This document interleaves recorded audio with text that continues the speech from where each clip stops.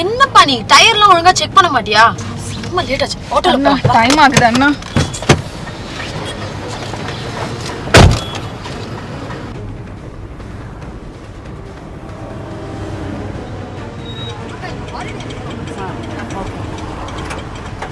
வணக்கம் மேடம்.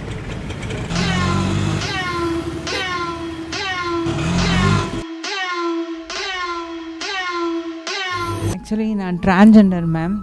அப்போ நான் ஒர்க் பண்ணும்போது நான் பாயாக தான் இருந்தேன். அப்போ நான் உங்களுக்கு அசிஸ்டண்ட்டாக ஒர்க் பண்ணேன். அப்புறம் நான் சேஞ்ச் ஆகிட்ட பிறகு திரும்பி சினிமாவில் நிறைய இடத்துல வேலை கேட்டேன், வேலை கிடைக்கல. அதுக்கப்புறம் தான் இந்த டிரைவர் இதுக்கு வந்தது. அப்புறம் பியூட்டிஷியன் படிச்சிருக்கேன், பியூட்டிஷியனும் பண்ணிகிட்ருக்கேன்.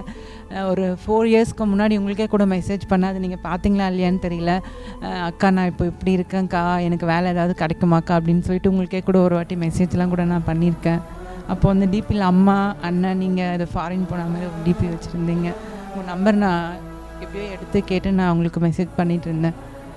அதுதான் மேம். சாரிம்மா, எனக்கு சத்தியமாக தெரியல. But you should be very proud of yourself. நான் ரொம்ப ப்ரௌடாக இருக்கேன் மேடம். நீங்கள் அப்போ எப்படி இருந்தீங்களோ அது வரைக்கும் நீங்கள் இப்படியே தான் இருக்கீங்க. ரொம்ப எல்லாருக்கிட்டையும் பழகிற விதமாகட்டும் எல்லாமே இருக்கட்டும், அப்பத்துல இருந்த மாதிரி நான் சொல்லுவேன். எங்ககிட்ட கூட நான் சொல்லியிருக்கேன், அவங்க நான் அசிஸ்டண்ட் நான் கூட வேலை செய்கிறேன்னு பார்க்க மாட்டாங்க, கூட நான் அவங்கள ஒருத்தன் அப்படின்ற மாதிரி நான் பார்ப்பாங்க. அவங்க இன்னமும் அப்படியே தான் இருக்காங்க அப்படின்னு சொல்லிட்டு நான் சொல்லிட்டு இருக்கேன். வீட்லேயும் சொல்லியிருக்கேன், எல்லாருக்கிட்டையும் சொல்லியிருக்கேன். சீரியஸாக நீங்கள் இன்னும் வந்து ரொம்ப ஒரு பெரிய இடத்துக்கு நான் போகணுன்னு ஆசைப்பட்றேன். பிளஸ் பண்ணிக்கிறேன் உங்களுக்காக. நான் கண்டிப்பாக நீங்கள் இன்னும் நிறைய பெரிய இடத்துக்கு. சாரி, நான் தெரியல எனக்கு. ஏன்னா நிறைய மெசேஜஸ் வரும் ரேண்டமாக, அது நம்மளுக்கு கரெக்டாக ரீச் ஆகலை. But anyways all the best. இப்போ நீங்கள் ஆட்டோ டிரைவர் எத்தனை வருஷமாக ஓட்டிகிட்ருக்கீங்க? 4 இயர்ஸாக ஓட்டிகிட்ருக்கேன் மேம். சூப்பர். யாரோட இருக்கீங்க? ஃபேமிலியோட தான் இருக்கேன் மேம். ஃபேமிலி ஏற்றுக்கிட்டாங்க. ஃபேமிலி அந்த ஃபேமிலிக்கு ஒரு பெரிய கைத்தட்டல் கொடுங்க.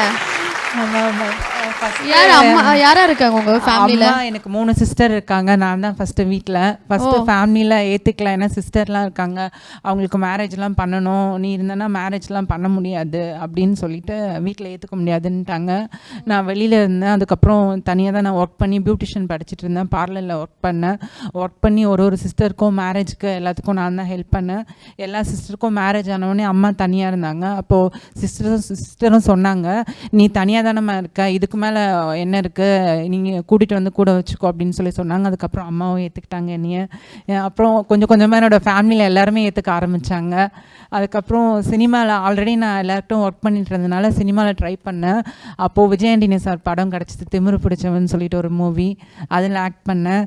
அப்புறம் இன்னும் 2-3 படம் பண்ணேன். நான் இப்போ தனியாக ஒர்க் பண்ணிட்டும் இருக்கேன். எனக்கு ரொம்ப ஒரு சந்தோஷமாக பெருமையாக இருக்குது. ஆக்சுவலி நம்ம சமுதாயத்தில் வந்து நம்ம எல்லாருமே இவங்களை வந்து உங்கள் அம்மா எப்படி அக்செப்ட் பண்ணாங்களோ நம்ம எல்லாருமே அக்செப்ட் பண்ணணும்.